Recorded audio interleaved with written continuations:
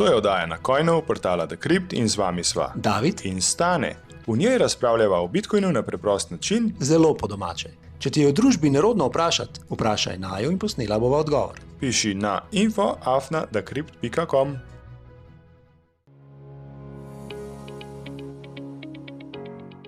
Živijo. Tokrat sem brez Staneta. Mi je pa prinesel opravičilo. List s tekstom za oddajo mu je tik pred snemanjem pojedel jazbec. Ok, mu verjamem, ker Honey Badger je res neustrašen. No, danes se bomo sprehodili čez novice v zadnjem obdobju. Najprej vse najboljše. Vse lepo, bodite zdravi v novem letu. Naj vam prinese čim več satošijev. Poglejmo najprej glede našega AI, umetna inteligenca in napovedi cene konc leta 2025. In sicer vsi AI so v tem brcnili orang. Napovedali so tam od 115 do 150 tisoč in sicer na dan 11.11. David AI je napovedal 91.500 v dolarjih, Stane AI pa 99.999, optimist. No, cena je bila 87.500, kar pomeni, da se sploh nisva toliko zmotila, bistveno manj kakor AI, a ne? Tako da, ja, evo, no, cena na današnji dan snemanja je 95.500. Pa v bistvu so bila kar blizu. No, evo, pozitivne novice iz Evrope in sicer nekaj franšiz Carrefourja, se pravi trgovinskega verige v Franciji, sprejema Bitcoin. Zdaj ne velja to za celo verigo, lahko se posamezne franšize odločijo in lahko sprejemajo Bitcoin. In sicer mislim, da je tega trenutno okrog 10 takšnih tovrstnih franšiz Carrefourja v Franciji, kar sicer ni veliko, ampak je pa začetek, a ne? Tako da, evo, pa še 20% popusta dobite, če kupite pri njih v tej konkretni trgovini, kraj pa sem zgubil, kje točno v Franciji je, boste pa našli, če boste šli na X. Evo še nekaj novega, v Nemčiji, nemška banka, DZ Bank, druga največja banka v Nemčiji, je dobila dovoljenje regulatorja za ponujanje reguliranega trgovanja s kriptovalutami za končne uporabnike. Predtem je že ponujala trgovanje za institucionalne vlagatelja, zdaj pa bo to omogočala tudi za končne uporabnike.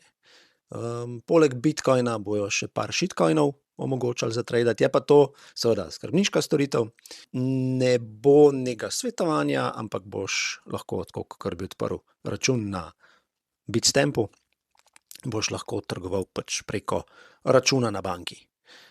Zanimiv, ne? Zanimiv zato, ker kako pa kaj v Sloveniji kaže, to smo že večkrat rekli.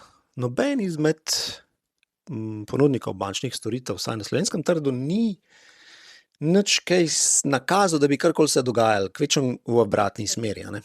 Sploh predsednik uprave naše bivše slovenske največje banke.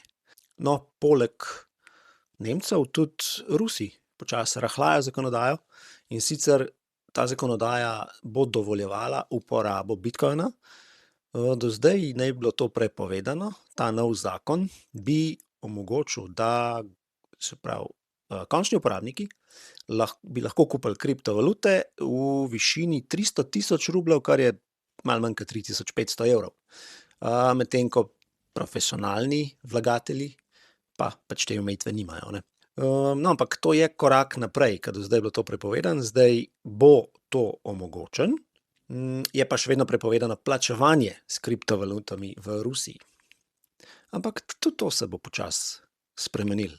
Je pa to kot en nastavek za trgovanje, ne za trgovanje, ampak za plačilo mednarodne menjave, se pravi, da bojo lahko prenašali sredstva med različnimi državami. Moramo vedeti, da Rusija, Kitajska, Indija čezdalje manj uporabljajo dolar in uporabljajo njihove lokalne valute, plus da uporabljajo kriptovalute za poravnavo med sabo. Ne vem, če ste zasledili, Wallet of Satoshi, najbolj popularna denarnica, ki podpira Lightning, je v Evropi naredila en korak in sicer ta, da skrbniška verzija denarnice ni več na voljo. Z novo regulativo, se pravi super Evropsko unijo, kjer imamo Miko in pa DAH8, če ste pogledali, poslušali prejšnji prispevek glih o DAH8 regulaciji govorim. In sicer Wolf Satoshi se je pač umaknil, ker noče s tem imeti opravka. In zdaj, s čim ste ostali? Na srečo so oni to že predvideli in predtem ponudili uporabnikom lastniško denarnico. Sama tranzicija je zelo preprosta, 2-3 klike in odprete lastniško denarnico, sredstva se vam prenesejo na lastniško denarnico in nimate teh problemov. Je pa ena druga bližnjica še kle, in sicer enostavno, če uporabljate VPN, nastavite VPN na neevropsko državo in je to. In nimate problemov, še zmeraj lahko uporabljate. Se spomnite, ko smo govorili o tem, kako neprimerno je to, da državni organi popisujejo kriptopremoženje, kaj imate, kje imate, koliko ste kupili, vse te transakcije. Tukaj je bil načeloma predlog, se pravi predlog zakona o obdavčitvi, ampak tudi DAH8 govori o tem, ki pa je bila sprejeta, in sicer, da vse vaše aktivnosti na pri reguliranih finančnih inštitucijah, ki se dotikajo digitalnih sredstev, bojo in morajo biti reportirane davčnim organom. Zakaj to ni dobro, ne? No, v Franciji so prišli do tega, da so uradniki, oziroma uradnik na francoskem davčnem uradu je zbiral in razkrival osebne podatke, in sicer za kriminalno družbo. Ta je pa potem targetirala te posameznike. Njihov namen je bil sicer targetirati najprej ene druge osebe, ampak med temi so bili tudi tisti, ki so imeli kriptosredstva. Se pravi, potencialna uporaba za napad na te osebe, izsiljevanje, mučenje in tako naprej. Ne? Zdaj verjetno razumete, zakaj je posredovanje podatkov državnim organom največja grožnja vsem posameznikom. Ne? Vedno bojo imeli zaposleni vzpodbudo, da bojo te podatke razkrili, nekomu dali, ker pač, dajmo biti pošteni, njihove plače so relativno slabe. Tamle en uradnik na Fursu verjetno ima zelo povprečno ali pa še manj kot to plačo. Pustimo njihovo učinkovitost in tako naprej, ampak vseeno, če pa mu nekdo ponudi 10-kratni tega za te podatke, mogoče pa se bo našel kdo, ki bo te podatke vaše razkril, ne? In potem imate problem, ko vam nekdo na vrata potrka. To je reklama za Bitcoin Shop. Mater direkten.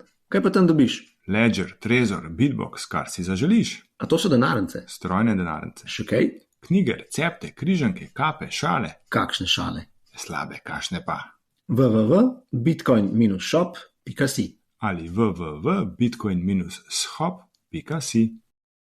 No in malo povezan tudi s tem, spet naš prijatelj Ledger je imel nov bridge. In sicer njihov ponudnik plačilnih storitev, se pravi, oni Ledger podaja določene stvari, in jih lahko kupite preko njihove spletne strani in vzadaj uporabljajo enega partnerja za procesiranje teh plačil, to je Global E, ki je likal oziroma samo vdrl v sistem in pobral osebne podatke strank. Imena, priimki, kontaktne informacije in tako da to je spet ena izmed zadev, ki jo skušate omejiti, če kupujete denarnice, kupite jih z gotovino, ne uporabljate domačih naslovov in tako naprej. Pojdimo naprej. ZDA, Kalifornija, opevana Kalifornija in njihov guverner, kaj je Gavin Newsom? Ja, no, če boste pa v Kaliforniji na kakšni kriptoborzi pustili svoja sredstva 3 leta, ne boste premaknili, jih bojo smatrali, kot da so ta sredstva njihove in jih lahko zaplenijo. Tako da, signal za vas, da če imate sredstva na kakšni borzi, dajte jih premakniti v svojo denarnico. In ne mislim, da se to v Evropi ne bo zgodilo. Prejslej pride na naša vrata. Mogoče ste zasledili, da se iranska valuta sesula. Ja, iranski rial je izgubil 96% vrednosti v enem mesecu. Geopolitično šahiranje v sodelovanju s finančnim industrijskim kompleksom je povzročil ta kolaps. Ljudje si zaslužijo denar, ki ga država in finančna industrija ne more manipulirati. Glede na podatke, tamkajšnje oziroma borze, ki operira tudi na tem trgu, govorijo o tem, da so ljudje, ki so razumeli že prej, da prihaja do tega, da vrednost denarja ne morejo ohraniti v fiat valuti, so v zadnjih tednih s kripto borz v lastne denarnice pospravili večino svojega bitcoin imetja. Bitcoin je v primerjavi z realom zrastel v zadnjem mesecu za 2600%. Pa mislite, da zgodba s sesutjem valute, da se ne more zgoditi pri nas v EU? Bodite pripravljeni, lahko se zgodi. Pri nas se dogaja malo počasneje. Preverite, kako se drži evro v primerjavi s satoši. Imamo zanimivo stran, graf in izjave mainstream uradnikov centralnih bank, ki so se izkazale za spektakularno napačne.